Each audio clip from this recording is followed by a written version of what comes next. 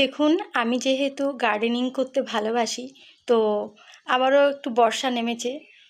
দেখুন, এখানে আমি দুটো ফুল গাছের কাটিং নিয়ে এসেছি, একটি থোকা টগর আর একটি স্থলপদ্ম গাছের ফুল গাছের কাটিং।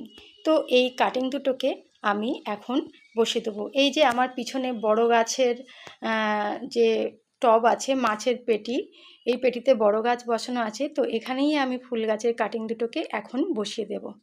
তো শরৎকাল এসে গেলেও এখনও কিন্তু কালের মতন বৃষ্টি হচ্ছে, তো মাটি তৈরি করে বসানো সম্ভব নয়। তার জন্য এই বড় গাছের যে মাটি, তো সেই মাটিতেই কাটিং দুটোকে আমি বসিয়ে দিয়েছি। যখন গাছ দুটোই থেকে নতুন নতুন পাতা ছাড়বে, তখন বুঝবো যে গাছটি শিকড় ছাড়তে শুরু করেছে, আর তখনই আমি গাছ দুটোকে তুলে অন্য জায়গায় টবে প্রতিস্থাপন করব। তো আপাতত এখানেই বসানো থাক ডাল দুটোকে।